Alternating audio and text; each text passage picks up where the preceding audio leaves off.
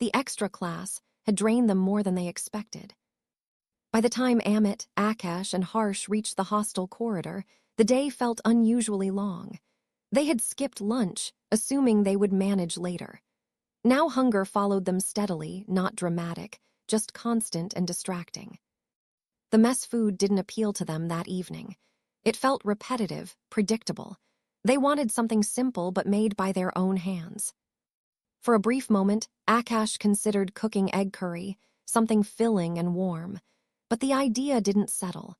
Harsh preferred strictly vegetarian food, and cooking separately would take time they didn't have.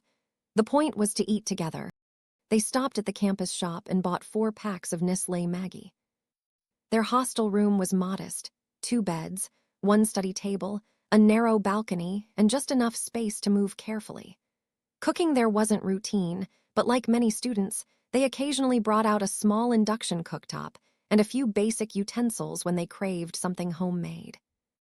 Akash placed the induction on the study table near the window for ventilation.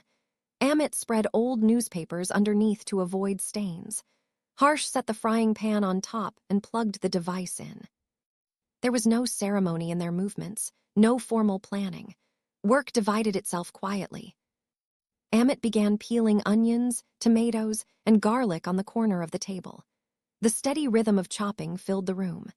Akash filled a bottle with water from the corridor filter and cleared unnecessary books aside to create space. Harsh focused on the heat settings, watching carefully as the oil warmed in the pan. When the blended onion-tomato-garlic paste met the hot oil, it released a soft, steady sizzle. The sharp raw scent slowly deepened into something richer. Steam rose toward the ceiling fan, carrying warmth through the small space. They didn't talk much. The process required attention. Water was added. The mixture began to simmer.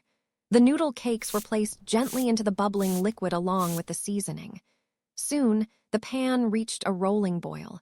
The noodles softened and absorbed the flavors, thickening into a comforting consistency. Akash rinsed the used knife and blender jar in the small attached wash area. Amit arranged 3 bowls on the bed between them. Harsh stirred patiently, ensuring nothing stuck to the bottom. When the noodles were perfectly cooked, he turned off the induction. They sat cross-legged on the floor, backs resting against the bed, bowls balanced in their hands. The first bite was hot and simple, not extraordinary, but it was theirs. The room smelled faintly of spices and steam. Outside, distant hostel sounds continued: footsteps in the corridor, a door shutting somewhere, muted laughter. Hunger eased gradually, so did the weight of the day.